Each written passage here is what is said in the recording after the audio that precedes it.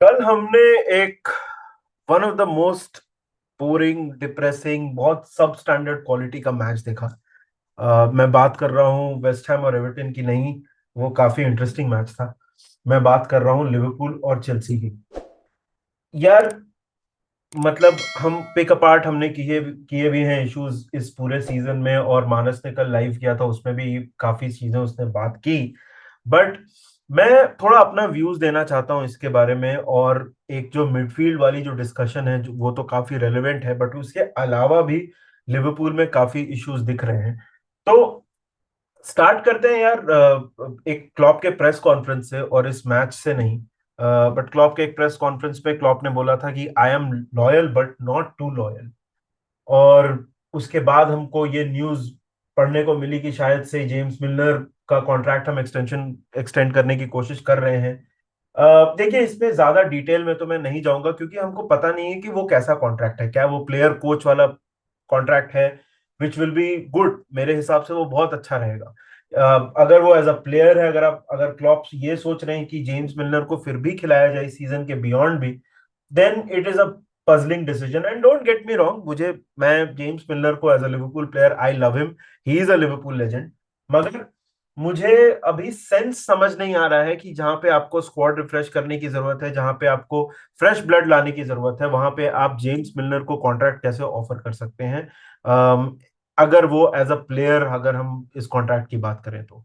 अ, अब मैच के ऊपर आते हैं और स्टार्टिंग लाइनअप की बात करते हैं। देखिए, मैंने ये मैच मतलब फोन पे देखा था। आई वॉज ट्रैवलिंग, तो मैंने ये मैच बीच में 2 मिनट 3 मिनट इधर उधर मेरे से मिस भी हो रहा था। मगर मैं स्टार्टिंग लाइनअप की अगर बात करूं तो मतलब लाइनअप देख के ही थोड़ा अजीब सा लगा था। And the reason for that was Harvey Elliott on the left. मुझे अगेन इसमें फिर से लॉयल्टी की बात है, मतलब एक एक तरह पे। और मिडफील्ड में बचेटिक को देख के भी मुझे बहुत खुशी हुई थी। उस पे हम आएंगे। मगर हार्वी एलियट को लेफ्ट पे खिला के कोई सेंस मुझे इस बात का लगा नहीं, क्योंकि वो और यहाँ पे हम हार्वी एलियट के लिए मुसीबतें और सिचुएशन क्रिएट कर रहे हैं। और इसके लिए देखिए, हमको क्लॉप को ब्लेम करना पड़ेगा। क्योंकि आप अगर आपके पास डार्विन न्यूनेज अवेलेबल है, अगर आपके पास कोडी गैक्पो अवेलेबल है, और उन दोनों को आप या तो लेफ्ट में या सेंटर में खिला सकते थे। अब वो एक अलग डिबेट है कि आप किसको खिलाना चाहते हो सेंटर में, कोडी गैक्पो और नूनेज के बीच में से, और लेफ्ट पे किसको खिलाना चाहते हो। But Harvey Elliott on the left did not make sense. उसमें हार्वी एलियट की कोई गलती नहीं है। मुझे लगता है कि वो फ्यूचर में लिवरपूल के लिए बहुत अच्छे प्लेयर बनेंगे। लेकिन उनको लेफ्ट पे खिला के हम बस सेटअप कर रहे हैं उनको एक सब स्टैंडर्ड परफॉर्मेंस के लिए, एक सब स्टैंडर्ड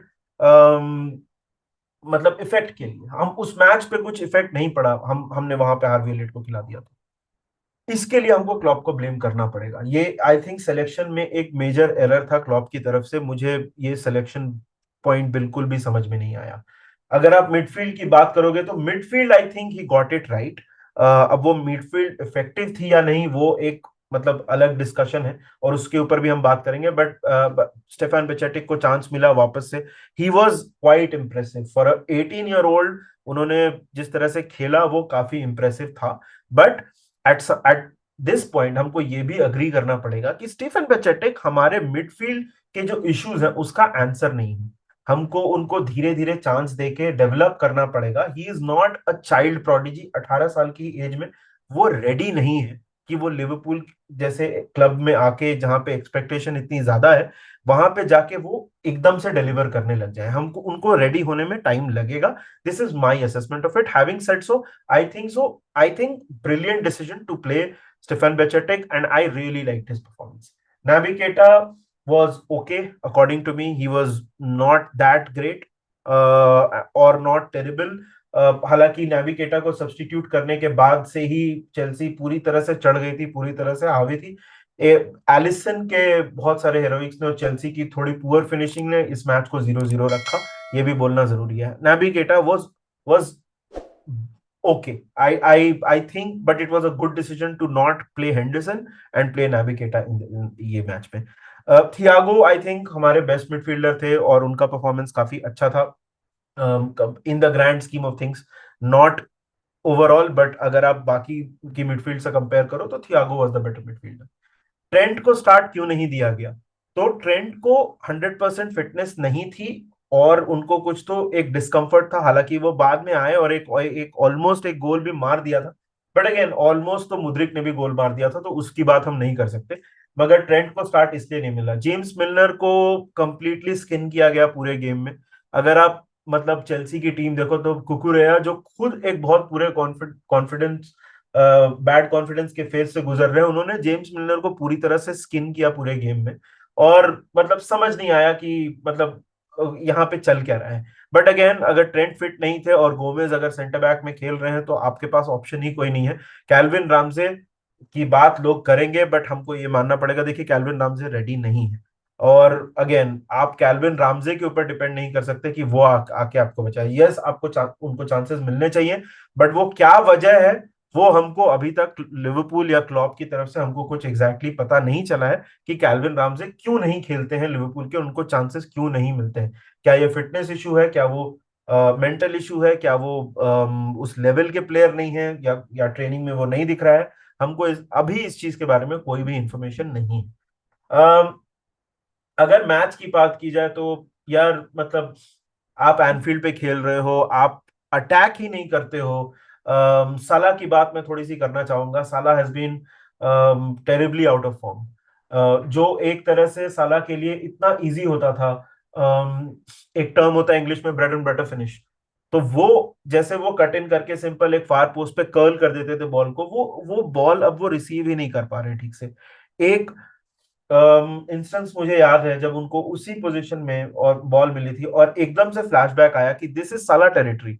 बट साला ने वो बॉल रिसीव ही नहीं की ठीक से। मतलब वो बॉल उनके, मतलब अब वो कॉन्फिडेंस इशू लग रहा है, और मतलब वो जम ही नहीं रहा है। साला को पता नहीं क्या इशू हो गया है, and we it is a little concerning because Salah needs to fire on all cylinders. अगर आप 2020-21 वाला सीजन याद करोगे, जहां पे हमने थर्ड फिनिश किया था एक बहुत बुरे स्टार्ट के बाद, साला हैड उन्होंने एक फॉर्म पकड़ा था जिसके वजह से हम एक रन पे जा पाए थे और हम चैंपियंस लीग में फिनिश किए थे। यहाँ पे उनके तरफ से भी वो दिख नहीं रहा है। कोडी गैक्पो का Liverpool start is very slow, ये बात एडमिट करनी पड़ेगी। उन्होंने बहुत सारे चांसेस फ्लफ किए, बहुत सारे तो नहीं, दो चांसेस फ्लफ किए। दिख रहा था कि बॉल मिल रही है, एंड ही जस्ट, उन्होंने वो शॉट ड्राइव किया, मतलब ही ग्राउंडेड हिज फुट, तो बॉल ऊपर उड़ गई। कोडी गैक्पो को यार देखिए, मैं अभी से ये नहीं बोलना चाहूंगा कि कोडी गैक्पो एक फेलियर साइनिंग है या वो नहीं जमेंगे लिवरपूल में। हमको कोडी गैक्पो के लिए भी वेट करना पड़ेगा।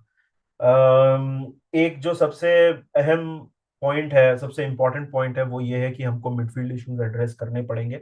आप अगर बचेटिक पे रिलाई कर रहे हो सामने वाली टीम को होल्ड करने के लिए, मतलब अगर हॉर्गिन्यो और लुइस हॉल को आप नहीं होल्ड कर पा रहे हो, तो it is a cause of concern.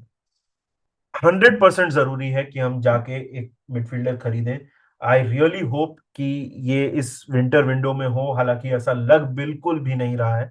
अब चाहे वो रूबेन नेवेज हो, चाहे वो काइसेडो हो, आपको अगर पैसे देने पड़े एक्स्ट्रा ज्यादा, तो आपको देना चाहिए। वो मेरा एज अ फैन ओपिनियन है, क्योंकि आप यू आर क्लियरली स्ट्रगलिंग। और अगर सिर्फ पैसे की भी बात की जाए, तो अगर आप चैंपियंस लीग में फिनिश नहीं करोगे, तो आपका एक बहुत स्टेडी रेवेन्यू स्ट्रीम जो है, वो आप मिस कर दोगे। सो प्रॉब्लम्स बहुत ज्यादा हैं लिवरपूल में, ऊपर से नीचे तक प्रॉब्लम्स हैं। और एक चीज मैं ये बोलना चाहूंगा कि अगर आप लिवरपूल फैन हैं, अभी पेशेंस बहुत जरूरी है। देखिए, बहुत ज्यादा नेगेटिविटी है सोशल मीडिया में, और बहुत सारी क्रिटिसिज्म जो है, most of it is very deserve criticism, क्योंकि हम खेल बहुत बुरा रहे हैं।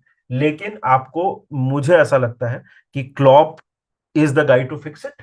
क्लॉप को आपको वो टूल्स देने पड़ेंगे जिससे वो फिक्स करे। और क्लॉप को भी किसी को ये फीडबैक देना पड़ेगा कि आपको, आप भी गलतियां कर रहे हो, और आपको वो गलतियां फिक्स करनी होंगी। जैसे कि फॉर एग्जांपल कल डार्विन न्यूनेस को स्टार्ट करना चाहिए था।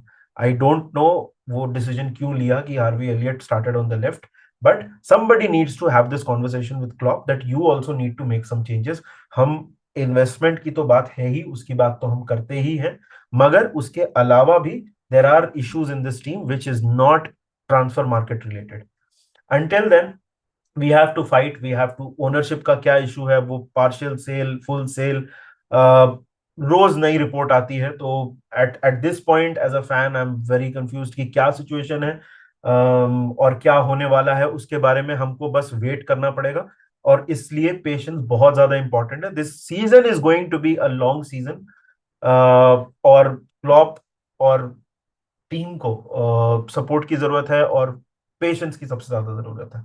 तो ये था यार मेरा असेसमेंट इस लिवरपूल वर्सेस चेल्सी मैच के ऊपर। और अगर आप ओवरऑल सिचुएशन देखोगे तो ये मेरा असेसमेंट है।